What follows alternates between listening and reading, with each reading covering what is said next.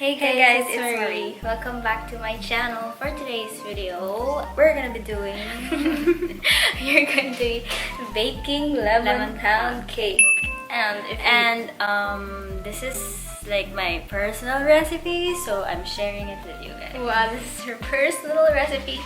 This one, she bakes this a lot, and if you know Only me, for at home. if you know me, baking is not in my skill set, so this is why I'm doing this with my sister today.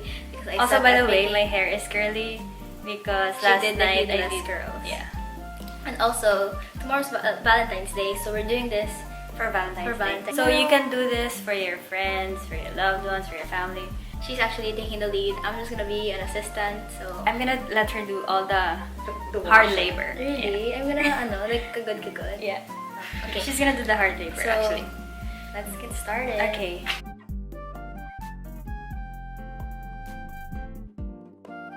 So, for the ingredients, we have flour, white sugar, powdered sugar, 2 lemons, 3 eggs, oil, milk, salt, baking powder, and vanilla. First, she's going to grate the lemon. By the way, this is my favorite dessert that she makes. I like this more than the banana bread. 2 cups of sugar.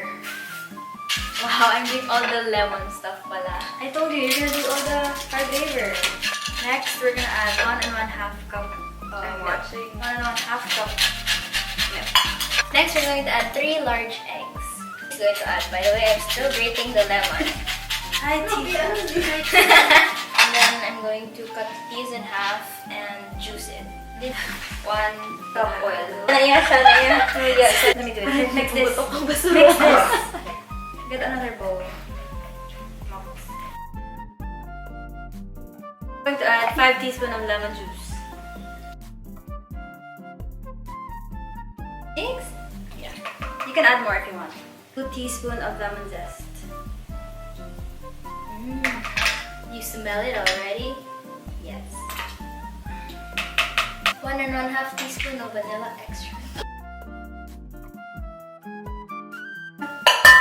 3 cups all-purpose flour. 3 cups of flour, done. Then 1 teaspoon of salt. 1 1/2 teaspoon of baking powder.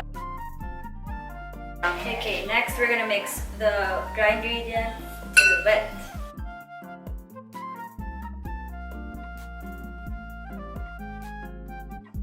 After all that, you can start with the dishes. You're going to preheat the oven to 350. Here we have the container. Pour. Just don't put it all the way because it's not gonna be undercooked. There's 2 loaves you can make with this recipe. Sometimes 1 loaf and cupcakes. Put it in the oven. Sa tunga. Yeah, okay. Bake it for 50 minutes on 350 degrees.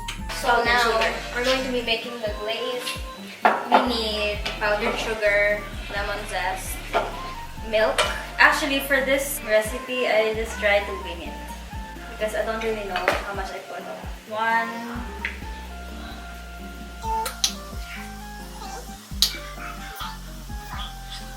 Maybe 5 5 tablespoons of powdered big sugar. tablespoons though. Then you add lemon juice. You add 1 and 2. And then milk. Yeah. Half na half. Sige, stop. We're gonna add more powdered sugar. Yeah, because it's liquidy. Like, It's supposed to be a little bit thick. The consistency is supposed to be like gooey. You can put it here.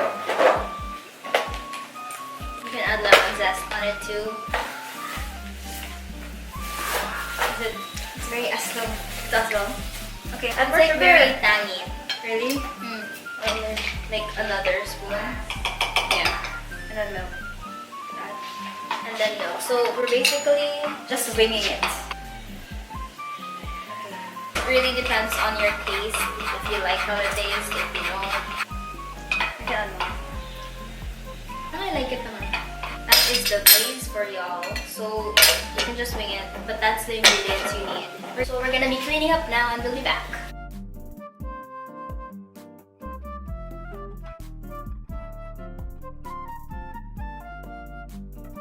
Sorry for the change in angle, but we are now.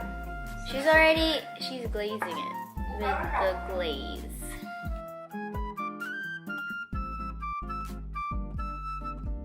Slicing the cake.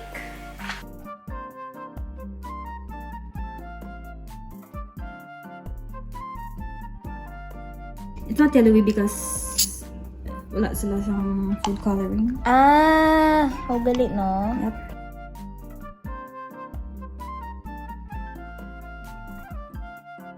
Taste test. Okay. It's still warm though. Nami gani?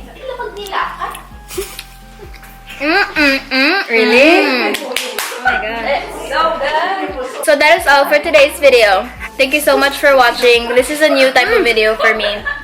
Don't forget to give this video a like and subscribe to my channel for more videos. And I'll see you in my next one. Bye.